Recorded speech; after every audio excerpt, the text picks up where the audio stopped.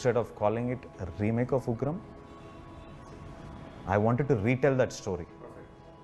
Salaar same Prashanth Neel గారి first movie అయిన ఉగ్రం మూవీలానే ఉంటుంది. ఉగ్రం మూవీలో కూడా సేమ్ ప్లాట్ 99% ఉంటుంది. దేవా అండ్ వరదలాగా ఇద్దరు ఫ్రెండ్స్ ఉండటం అండ్ దేవాకి హెల్ప్ చేసి దేవాని అండ్ వాళ్ళ అమ్మని కాన్సర్ నుంచి పంపించేయటం అండ్ నీకు నా అవసరం ఉంటే మళ్ళీ ఇక్కడికి వస్తా అనటం. హీరోయిన్ వాళ్ళ ఫాదర్కి విలన్స్కి గొడవ జరగటం అండ్ హీరోయిన్ ఇండియాకి రావటం అండ్ హీరోయిన్ ఫాదర్ తనకు ఇండియాలో తెలిసిన వాళ్ళకి కాల్ చేసి హెల్ప్ అడగటం అండ్ వాడు హీరోకి చెప్పడం అండ్ హీరో హెల్ప్ చేయటం. మొత్తం సలార్ స్టోరీలో 99% అదే ఉంటుంది. ఆఖరికి ఝాన్సీ పార్టీ మీటింగ్లో అరిచే సీన్ కూడా ఉంటుంది. అండ్ సెకండ్ హాఫ్లో హీరో కష్టాల్లో ఉన్న హీరో వాళ్ళ ఫ్రెండ్ ప్లేస్కి వస్తాడు అండ్ ఫైట్ చేసి ఆ ఏరియాని తన ఫ్రెండ్ చేతిలో పెడతాడు. ఉరి సేమ్ అలానే దింపిన మూవీ బాగానే ఉంటుంది. అయితే సలార్ మూవీలో బిగ్గెస్ట్ సస్పెన్స్ ఏంటంటే దేవ వాళ్ళ అమ్మ దేవ గొడవలకు వెళ్లకుండా ఎందుకు ప్రామిస్ తీసుకుంటుందా అని. అయితే ఉగ్ర మూవీలో కూడా సేమ్ అలానే ప్రామిస్ తీసుకుంటుంది.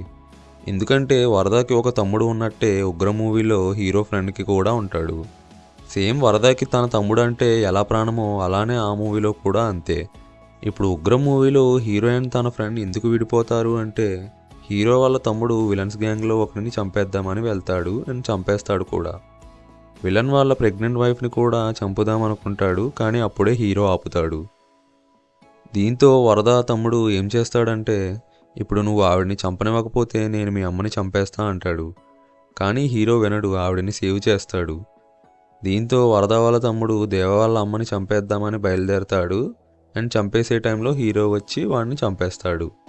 సో హీరో వాళ్ళ ఫ్రెండ్ హీరోని చంపడానికి వెళ్ళాక హీరో వాళ్ళ అమ్మ వద్దు, వీడు మళ్ళీ ఇక్కడ అడుగు పెట్టడు అండ్ కత్తి పట్టడు అని హీరో దగ్గర ప్రామిస్ తీసుకుని అక్కడి నుంచి వెళ్ళిపోతారు.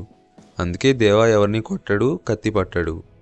అయితే సలార్ పార్ట్ 1 దాకా ఆ స్టోరీ అంతా ఓకే కానీ హీరోకి అండ్ వాళ్ళ ఫ్రెండ్కి ఎందుకు గొడవ అయింది అనేది కొంచెం ఫ్లాట్గా ఉంటుంది. ఇదే రీజన్ పార్ట్ 2లో కూడా పెడితే అంత బాగోదు అండ్ పెట్టే ఛాన్స్ కూడా 95% ఉంది.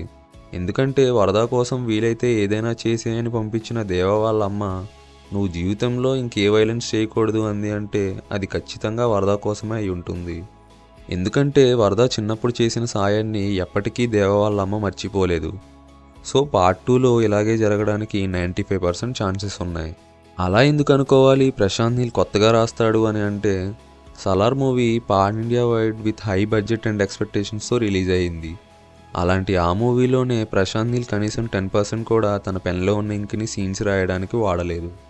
ఏదో 1-2 సీన్స్ ఇన్స్పిరేషన్గా తీసుకున్నారు అంటే ఓకే కానీ మూవీలో చాలా సీన్స్ ఆఖరికి దేవ చేతి మీద టాటూ వేయించుకునే సీన్ కూడా ఉగ్రం మూవీలో నుంచి ఇన్స్పైర్డే. ఎప్పుడూ కొత్త జనరే ట్రై చేసి ఫ్యాన్స్కి కొత్త కంటెంట్ ఇద్దామనుకునే డార్లింగ్కి ఇలాంటి రీమేక్ స్టోరీ ఎందుకు ఇచ్చాడు ప్రశాంత్ నీల్ అని నా ఒపీనియన్. ఒకవేళ ఉగ్రం మూవీలో లాగా వాళ్ళ అమ్మ హీరోని వైలెన్స్ చేయొద్దు అని ఎందుకు అంటుందో అలాగే సలార్ పార్ట్ 2లో కూడా ఉంటే ఎలా ఉంటుంది అంటారు? కామెంట్ చేయండి.